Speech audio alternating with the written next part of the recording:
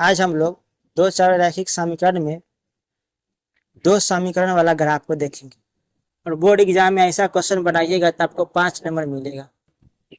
परीक्षा में पूछा जाता है कि ग्राफीय विधि से हल करें। तो आइए समझिए आप लोग। आज मेरा ये चौथा क्लास होगा दो चर रैखिक समीकरण में। तो देखते हैं बारी बारी से हम लोग समझते हैं।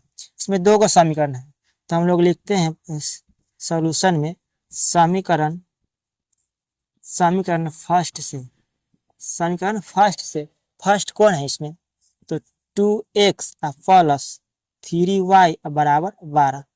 अब यहाँ पर देखिए 3y और बराबर में, बराबर के बाद 12 है तो हमारा 2x प्लस में इधर भेज देंगे तो माइनस में 2x। यहाँ से हम लोग y का मान निकालेंगे तो हो जाएगा 12 माइनस 2x। अब बाटा में y के बगल में क्या है 3 है तो 3 से है। ये मेरा मेन समीकरण को मैं इस तरह का बना ली। अब समीकरण फर्स्ट के लिए हम लोग एक सारणी तैयार करेंगे। सारणी तैयार करने का मतलब होगा कि x का मान होगा और नीचे y का मान। देखिए सब सर का बनाने का तरीका अलग अलग होता है। कोई सर 2 गो बॉक्स लेके बनाएंगे और कोई सर 3 गो लेके बनाएंगे, लेकिन हमको अंदाज से मिनिमम 3 गो बॉक्स लेके बनाएगा तो आसानी होता। अब देखिए x का मान हम रखेंगे, y का मान आएगा, इसीलिए हम लोग ऐसा तैयारी करते हैं। सब सर अपना करते होंगे जो करना होगा से।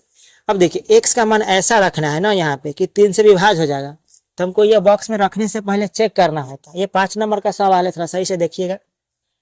अगर x के मान 0 रखते हैं, विचार करना है, अगर x का मान हम लोग 0 रख देते, 0 में 2 से गुना करेंगे तो 0, 12 में से 0 घटाएंगे तो 12 ही बचेगा, तो 3 से लग जाएगा तो 0 सेट कर गया। अगर आप दिखाना चाहते हैं तो एगो बना कर दिखा सकते हैं कि 12 माइनस 2 गुने 0 बटा में 3, तो ये हो गया आपका 12। 0 में 2 से गुना करेंगे तो 0 और ये 12 बाटा कितना जाएगा 3 काटिएगा तो कितना 4। x के मान 0 रखे तो y के मान कितना आ गया 4 आ गया। अगर x के मान 0 रखें, अब आगे बढ़िएगा 1 रखिएगा तो 2 में 1 से गुना करेंगे 2, तो 12 में से 2 जाएगा तो कितना आ जाएगा 10। 3 से 10 कटेगा नहीं घटता, 2 1 नहीं रखेंगे। अब 2 रखिएगा, 2 रखने से पहले यहाँ विचार करें, 2 दूना 4। अब 12 में 4 घटेगा तो 8, क्या 6 8 3 से कटेगा नहीं कटेगा तो 2 भी नहीं रखेंगे। 3 तो 3 दूना 6, तो 12 में 6 जाएगा 6 यानी कट रहा है। 3 रखे तो 3 दूना कितना हो जाएगा 6, 6 होगा। 12 में से 6 घटेगा तो 6 और 2 से भाग लगेगा 6 में तो कितना 3 से भाग दीजिएगा तो 2 मरतबे कट जाएगा।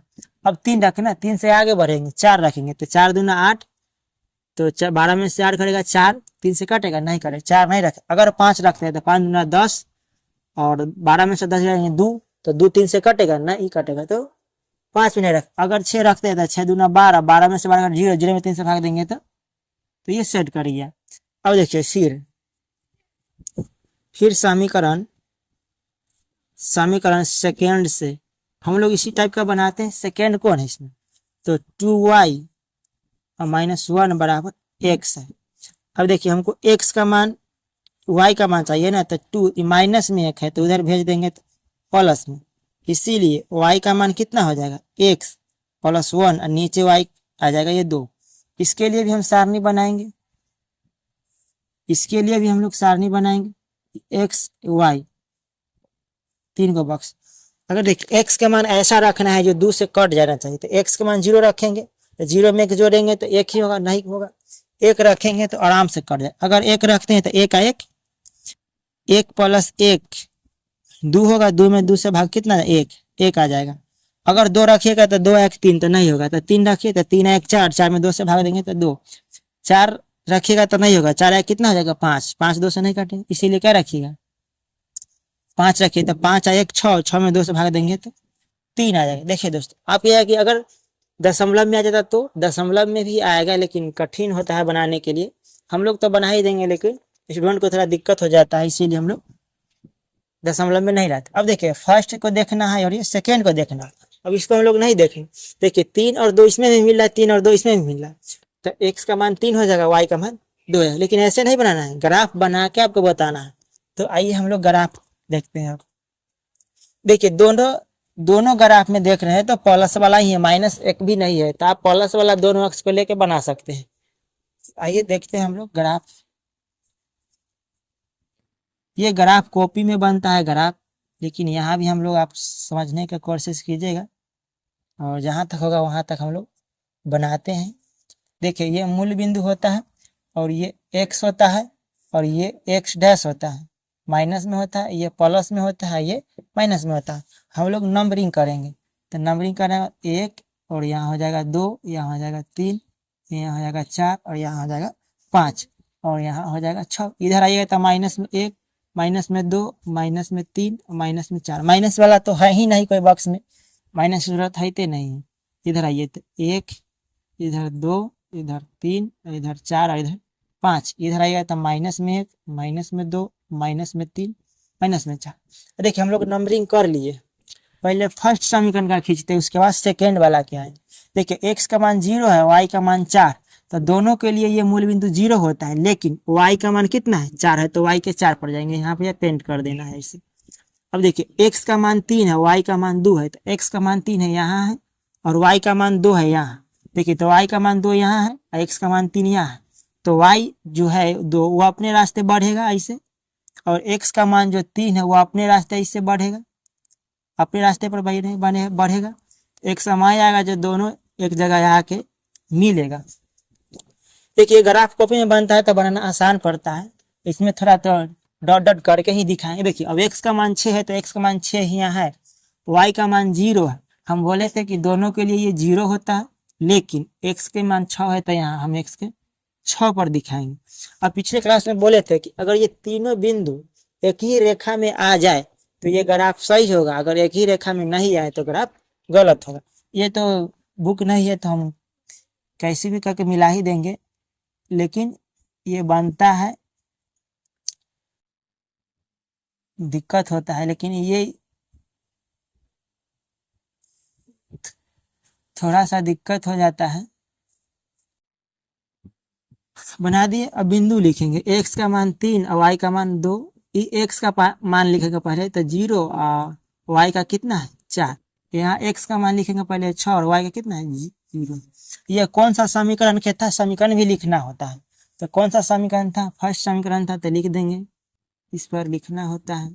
तो 2x प्लस 3y बराबर में 12। ये फर्स्ट समीकरण का हो गया। आप सेकेंड का देखें, x के मान 1, y के मान 1, x के मान 1 y के मान 1, तो दोनों यहीं पर है, x के मान 1 भी है, y के मान 1 भी है, तो यहाँ पे रखेंगे x के मान 3 y के मान 2, तो इसी पर होगा x के मान 3 y के मान 2, 5 3 यानी x के 5 है तो x का 5 यहाँ है और y का 3 है तो y का 3, तो y का 3 अपने रास्ते बढ़ेगा, अपने रास्ते बढ़ेगा, और x का 5 अपने रास्ते ही बढ़ेगा और ये अपने रास्ते बढ़ेगा। एक समय आएगा जो वहां पर आके मिलेगा, और मिलेगा तो हम लोग ऐसे मिलाएंगे और ये नीचे आएगा। देख लीजिए थोड़ा तिरछा हो गया है, लेकिन बनाने का तरीका यही है। अगर तीनों लाइन में आ ही रहा है, ग्राफ को भी बनाएगा तो सही होगा।